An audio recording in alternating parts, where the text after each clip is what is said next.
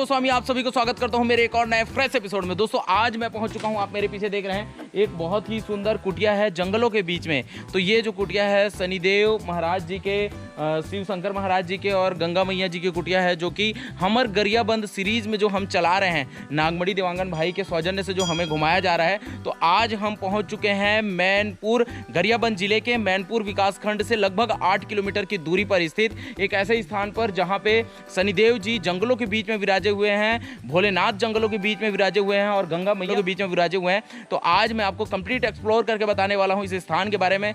बहुत ही आश्चर्यचकित कर देने के साथ साथ सुंदर नज़ारों का दृश्य आपको देखने को मिलेगा। तो आप हमारे इस वीडियो में कंटिन्यू बने रहिए। हम सबसे शुरू पहुंचते हैं मैनपुर, फिर उसके बाद हम शुरुआत करते हैं कि आप इस स्थान में कैसे आ सकते हैं, कौन कौन से रास्तों को आपको उपयोग करना पड़ेगा और यहाँ पहुँचने के बाद आपको क्या क्या चीज़ें दिखाई देंगी। तो आप हमारे साथ बने रहिए इस वीडियो में। हम शुरू करते हैं मैनपुर से इस वीडियो को।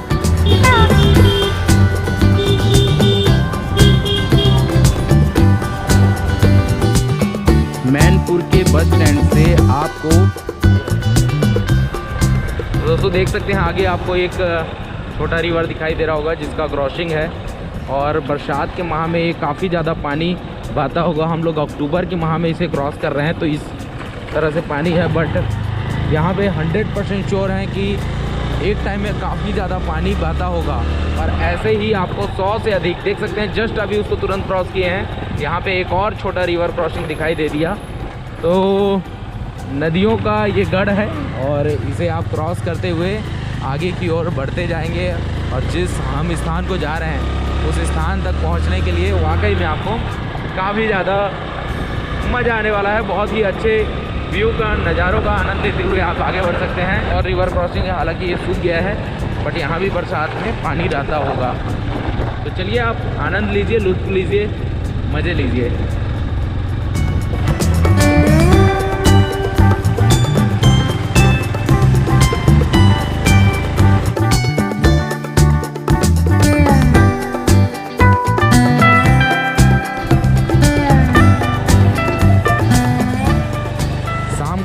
इसीलिए जितने भी गाय भैंस को चरा करके, अपने मवेशियों को चरा करके वापस अपने गांव की ओर लोग ले जा रहे हैं। काफ़ी जगह हम लोगों को ये मवेशी दिखाई दिए हैं। दोस्तों यहाँ पे कुछ बड़ा वाला रिवर क्रॉसिंग है जहाँ पे बहुत ज़्यादा बालू वगैरह भी हैं और साथ ही साथ यहाँ पानी भी ज़्यादा है। हालांकि डिस्टर्ब नहीं हो रहा है, क्रॉस आसानी से हो जा रहा है।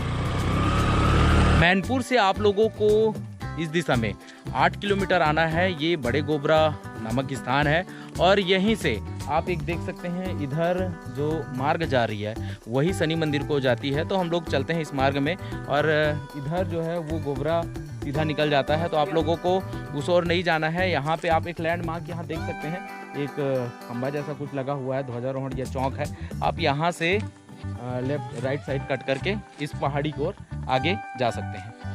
आपको यहाँ बाइक पार्क करना पड़ेगा, देन उसके बाद पगडंडियों का रास्ता प्रारंभ होता है और पगडंडियों के माध्यम से होते हुए आप पहाड़ी और जंगल की ओर आगे जाएंगे। हमारे साथ यहाँ के पुजारी जी हैं और वहीं हमको लेकर के आए हैं और आगे हमको लेकर के वहीं जा रहे हैं। तो देखते हैं आगे हम लोगों को ऐसा क्या यहाँ पे अट्रैक्शन है जो आपको हम दिखाने वाले हैं।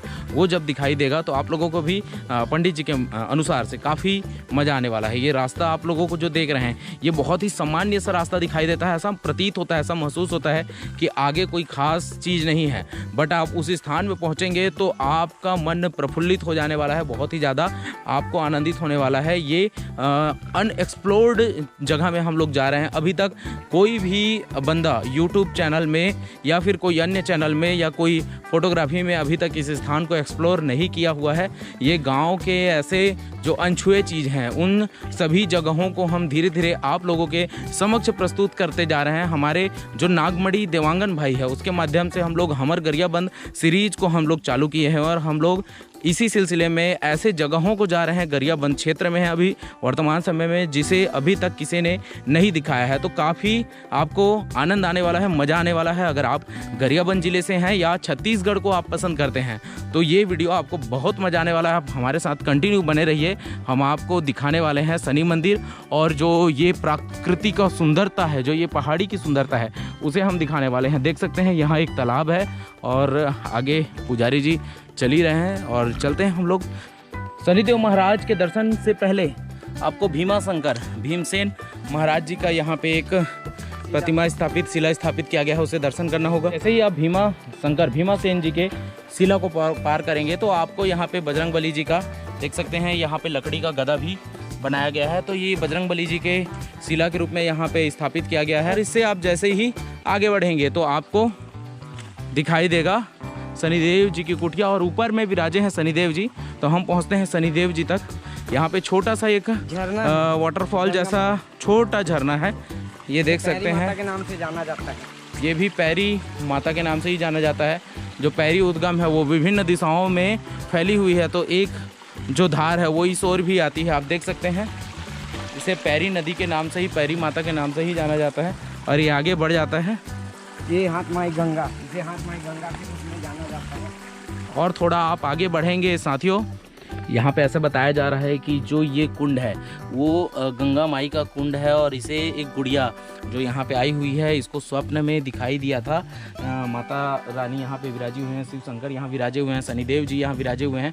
और उसी के आधार पे पुजारी जी और यहाँ के जो स्थानीय निवासी हैं इस स्थान में जब आए और यहाँ पे जब हाथ फेरे तो यहाँ पे एक लाल कलर के केकड़े के साथ ये जो गंगा आप देख रहे हैं, ये गंगा उद्गम हो गई। और यहाँ से निरंतर आप अगर चारों दिशाओं में देखेंगे तो कहीं भी पानी का आपको स्रोत नहीं दिखाई देगा। ये पहाड़ों के बीच से अपने आप गंगा मैया फूट के निकली हुई है। यहाँ जोत भी जलाया जाता है, यहाँ पूजा पाठ भी किया गया है। और इस ओर अगर आप आएंगे तो शिव शंकर जी आपको दिखाई देंगे, एक प्रतिमा, एक शिला विराजित है यहाँ पे।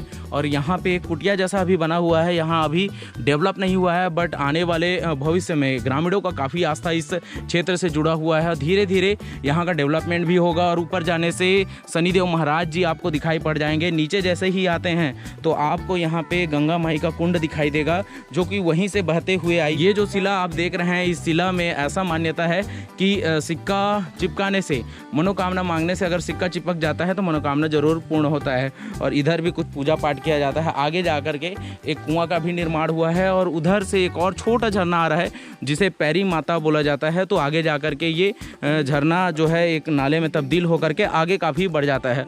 और इस ओर अगर हम आगे बढ़ते हैं, इस दिशा में अगर हम आगे बढ़ते हैं तो शनिदेव महाराज जी के भी हमें दर्शन हो जाएंगे। तो उसके लिए आपको इस दिशा में आगे बढ़ना होगा, ऊपर चढ़ना होगा।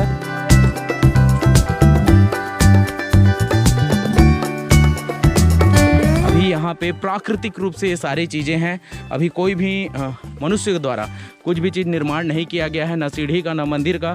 तो आप जब भी यहाँ आएंगे तो प्रकृति के सुंदरता के अलावा यहाँ जो लोकल मान्यताएं हैं, जो यहाँ के लोगों का आस्था है, वो आपको यहाँ भरपूर दिखाई पड़ जाएगा। ऐसा मान्यता है कि जो ये शनिदेव जी की प्रतिमा दिखाई दे रही है, ये गुड़िया जो है इनको स्वप्न में आया था। वहाँ का भी स्थान गुड़िया को ही स्वप्न में आया था। पुजारी जी यहाँ आए थे, स्थानीय लोग यहाँ आए थे। और ये जो प्रतिमा आपको दिखाई दे रहा है, जो शिला के रूप में है, ये निरंतर बढ़ते जा रहा था। परंतु कुछ दिनों से ये जो चबूतरा निर्माण हो गया है उसके कारण से अभी इसका जो गति है बढ़ने का वो थोड़ा रुका हुआ है। परंतु अभी भी ऐसा मान्यता है कि ये बढ़ ही रहा है।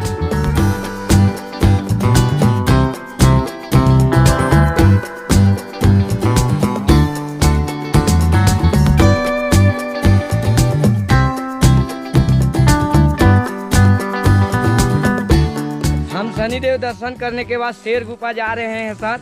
आपको यहाँ पे शेरा वाली माता के नाम से उस गुफा को जाना जाता है। पंचमी के दिन रात को शेर जी आते हैं, इसी गुफा में विश्राम करके अपने शंख का ध्वनि बजाते हैं और चले जाते हैं। प्रसाद ग्रहण, पानी उनी पी के वो वापस अपने गुफा में चले जाते हैं। यहीं से आधा किलोमीटर दूरी पहाड़ी ऊपर में उनके निजी गुफा मिलेगा। ये अस्थायी गुफा है जिसमें कि वो पूजा के समय ही ज़्यादा आते हैं।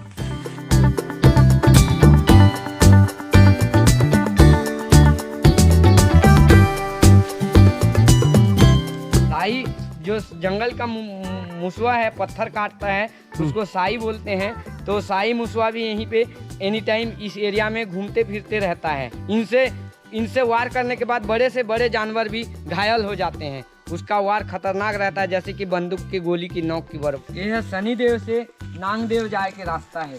ये है नांगदेव, जमीन से निकला हुआ है ये।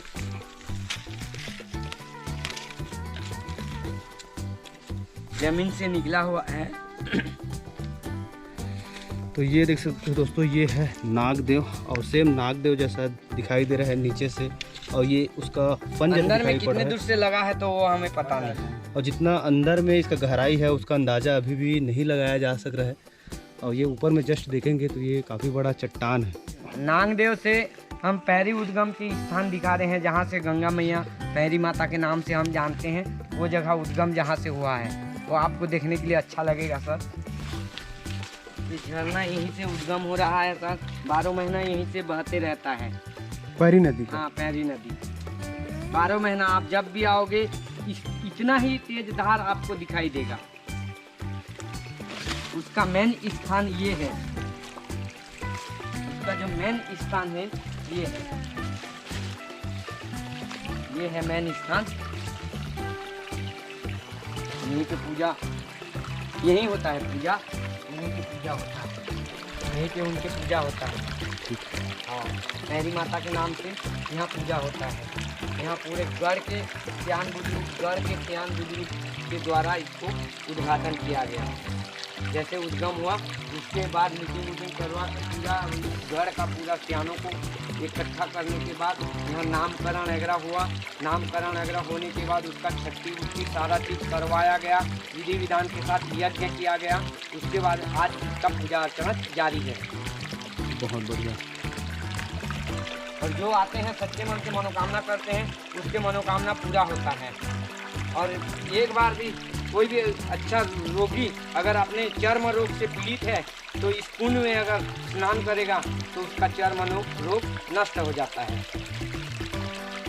और इस जल को आप बाटल में भर के 6 महीना भी रखो, इस जल में कीड़ा कभी नहीं लगेगा। जो कीड़ा नहीं होता वही सच्चे गंगा जल की पहचान है।